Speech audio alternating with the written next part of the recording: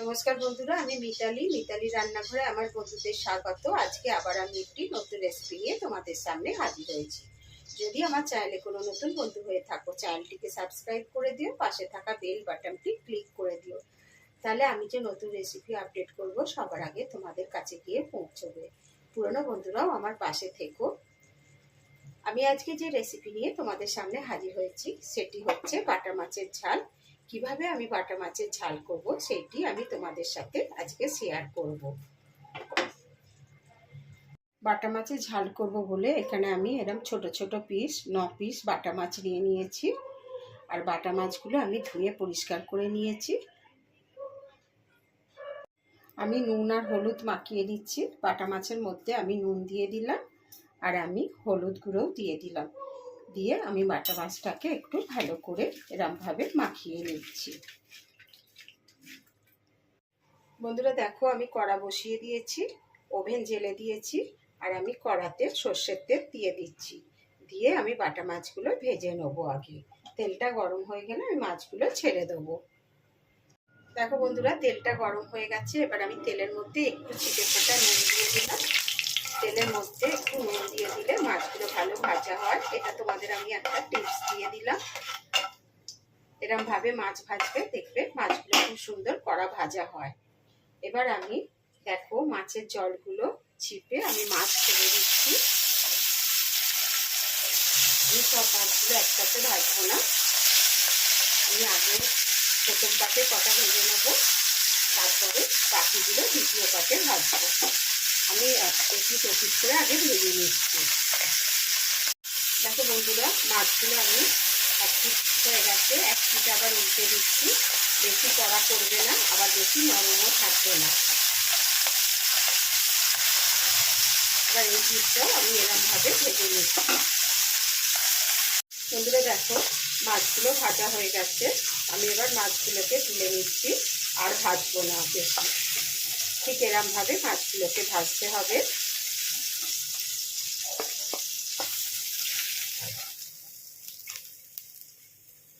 দেখো বন্ধুরা, আমি মাছগুলো তুলে নিলাম।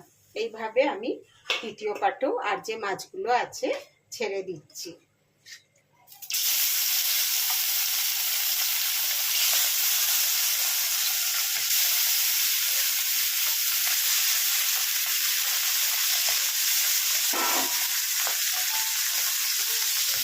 এইভাবে আমি মাছগুলোকে ভেজে নিচ্ছি।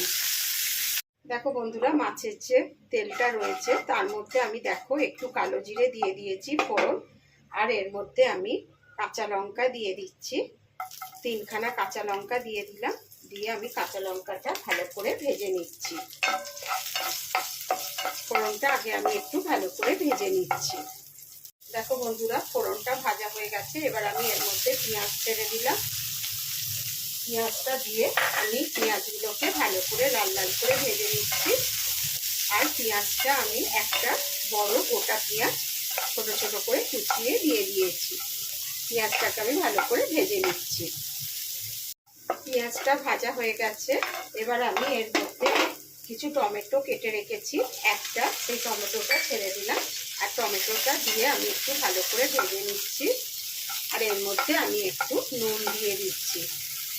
আমি অল্প একটু নুন দিয়ে দিলাম। বন্ধুরা তোমরা জানো আমি মাছ ভাজার সময়ও একটু নুন দিয়েছিলাম তেলেতে, ওই জন্য আমি পরিমাণটা নুনের কম দিলাম। একটু নুন দিয়ে দিলে তাহলে টমেটোটাও নরম হয়ে যাবে, পেঁয়াজটাও নরম হয়ে যাবে। ওই জন্য আমি একটু নুন দিয়ে আগে একটু ভালো করে ভেজে নিচ্ছি, টমেটোটাকে নরম করে নিচ্ছি।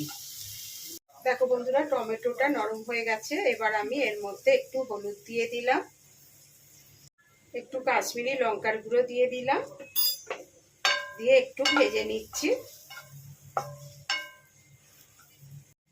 এবার বন্ধুরা দেখো, এর মধ্যে আমি পরিমাণ মতন অল্প একটু জল দিয়ে দিলাম, বেশি জল দিইনি, একটু জল দিয়ে দিলাম।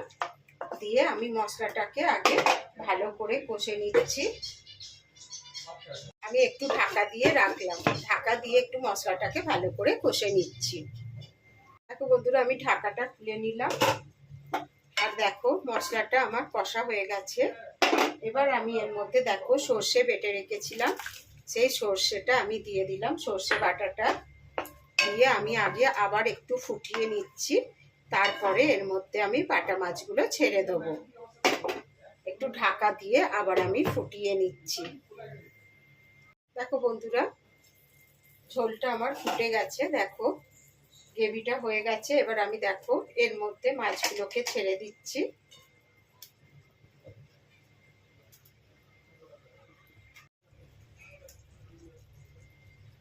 দেখো আমি মাছগুলো সব ছেড়ে দিলাম।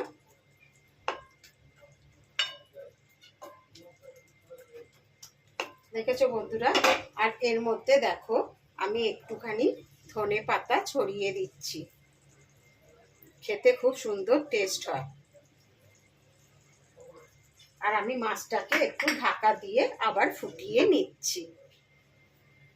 দেখো বন্ধুরা, আমি ঢাকাটা খুলে নিলাম। দেখো বাটা মাছের ঝাল আমার হয়ে গেছে।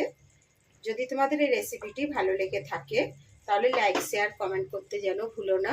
বন্ধু বান্ধবদের মধ্যে, ফ্যামিলির মধ্যে অনেক অনেক শেয়ার করে দিও। আমি গ্যাসটাকে এবার অফ করে দিচ্ছি আর একটু ঠান্ডা হতে দিচ্ছি। দেখো বন্ধুরা, বাটা মাছের ঝাল আমার তৈরি হয়ে গেছে, আমি সার্ভ করে দিয়েছি। যদি তোমাদের আমার এই রেসিপিটি ভালো লেগে থাকে আমার চ্যানেলটিকে সাবস্ক্রাইব করে দিও, পাশে থাকা বেল বাটনটি ক্লিক করে দিও, তাহলে আমি যে নতুন নতুন রেসিপি আপডেট করব সবার আগে তোমাদের কাছে গিয়ে পৌঁছবে। আমি আবার একটি নতুন রেসিপি নিয়ে তোমাদের সামনে হাজির হব। তোমরা ভালো থেকো, সুস্থ থেকো, ধন্যবাদ।